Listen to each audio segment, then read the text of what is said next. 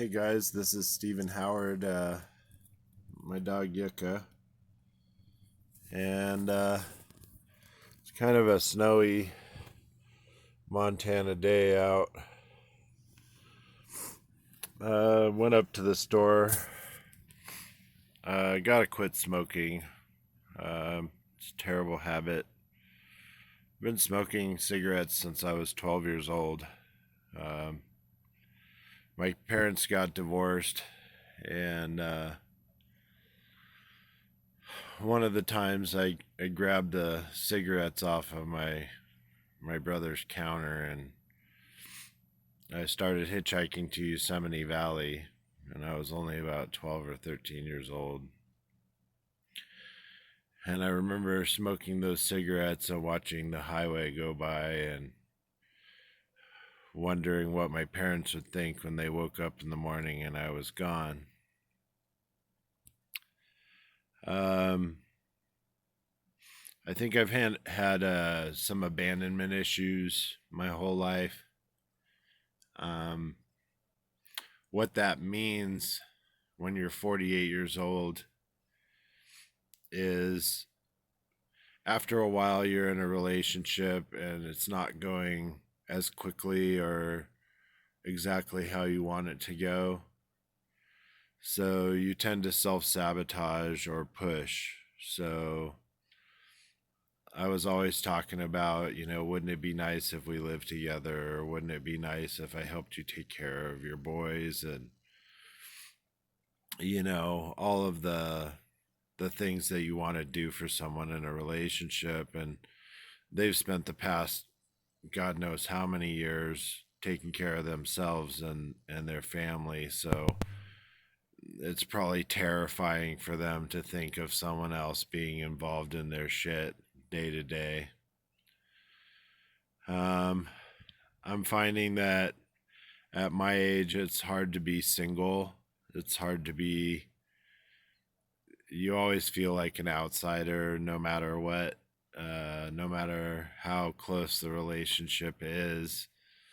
People are still fearful of that final step or making a commitment.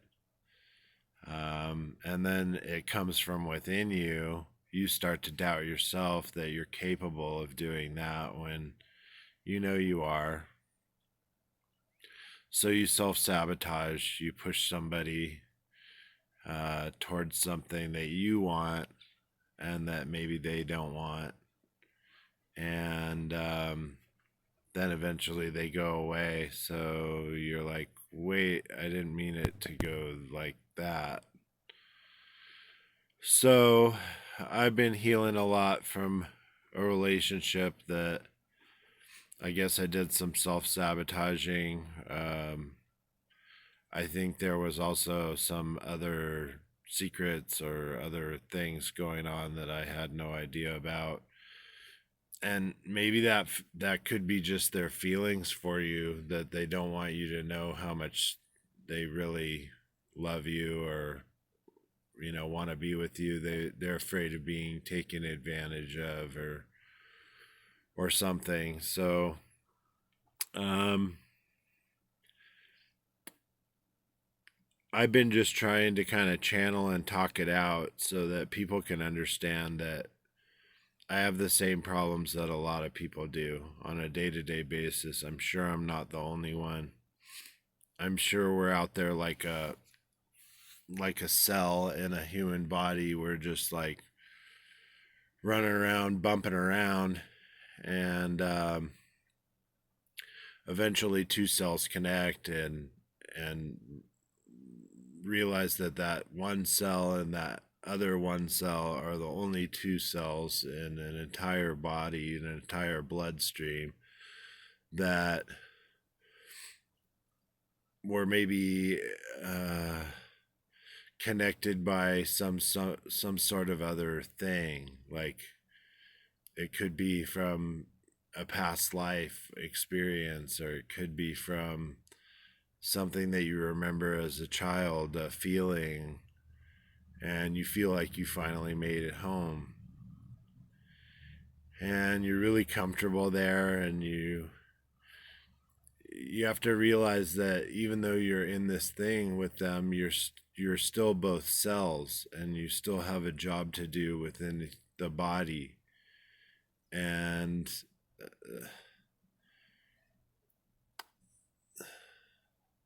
it's so hard, men are prone to ownership. We want to pee on it and make it our own, or we want to put it into a box and put it up on a shelf. And if you really love something, I guess it's true, you have to set it free. If it doesn't come back, hunt it down and kill it. No. um I think if it doesn't come back, it wasn't meant to be. And maybe you have to go on doing your job within the body until another cell comes along and you have the same thing happen. Maybe it doesn't happen again. Maybe it's only once in a lifetime, and you need to realize that at least it happened for you then, and it was that long. I don't really know the basis of this whole love thing because it's very confusing to me. I grew up in a family that had everything, um, was very well provided for, but we didn't have great relationships because my parents worked all the time. And I had a nanny that I was closer to than my mother or my father. So um, it's an unusual relationship. And then as time has progressed and people have evened out, we're all uncomfortable with each other. And it takes a lot to get down to the basics, which is I love you, and I'm glad you're my son, or I'm glad you're my father. Having that pride. Um,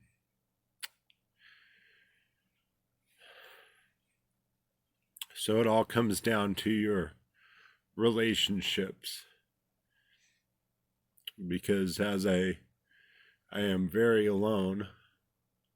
I I wonder if there's something that's wrong with me, that when I push people, of course they're going to go away because nobody's going to stand for that kind of bullshit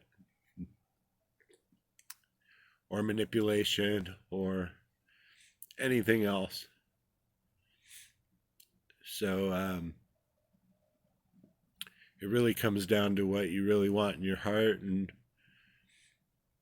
you know if it's with the same person, great. If it's a next time, um great. You have to move on, or you have to figure it out. It just really hurts. It really hurts. I really like the outlaw Josie Wales because he always doubled back for a friend. He always made sure everything was okay before he left. So I've been talking about this a lot, and a lot of time has passed. But you should always give somebody a second chance. You should always give somebody the benefit of the doubt that that was just maybe a time in their life where they screwed up. And I'm not just talking about me, I'm talking about everybody. I'm talking about the people that affect your life as well.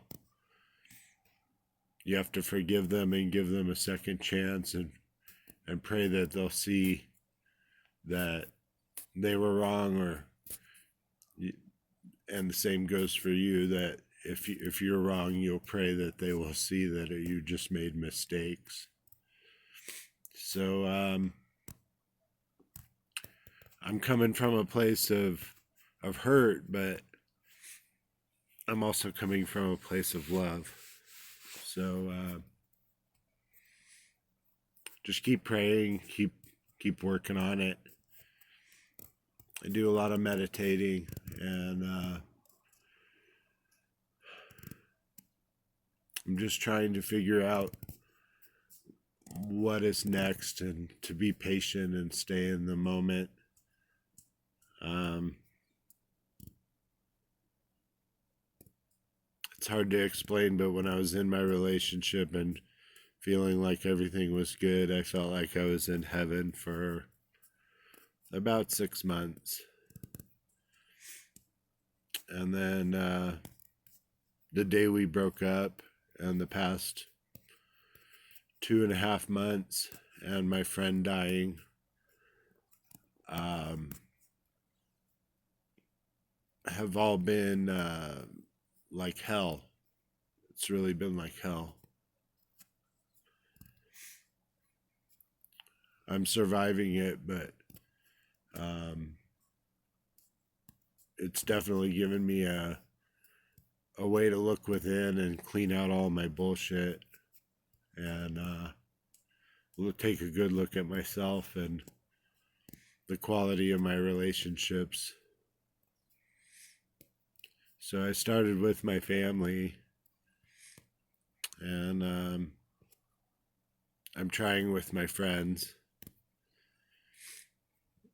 I'm hoping that some sort of miracle happens this year, because I could really use a miracle.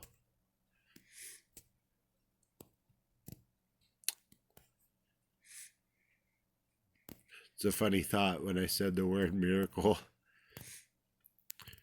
I remember the Grateful Dead days, and I had a VW bus, and I used to travel around and go to as many Grateful Dead shows as I could. And there were, dirty hippies that didn't have any money and had just like hitchhiked to get there just to be a part of the scene. And they would always hold their finger out with a one, and or hold up a sign that said, "I need a miracle." And a miracle was a Grateful Dead ticket that would be gifted. A lot of deadheads bought a bunch of tickets, and if they saw people that were looking for a miracle, they would just give them a ticket to the concert.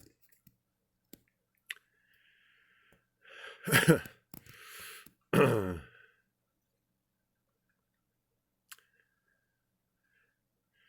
really miss those days. People would love one another unconditionally. If you needed anything, people just tend to kind of give it away, and as well as love. So I just want everybody in the collective, in the world, to know that the key to loneliness and depression and sadness and loss comes from a really nice place inside.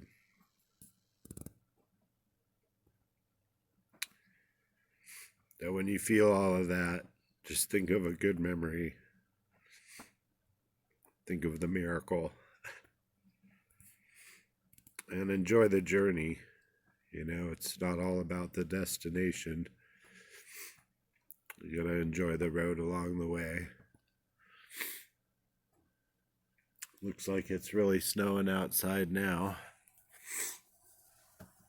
Yucca's bedded down, enjoying her sweater.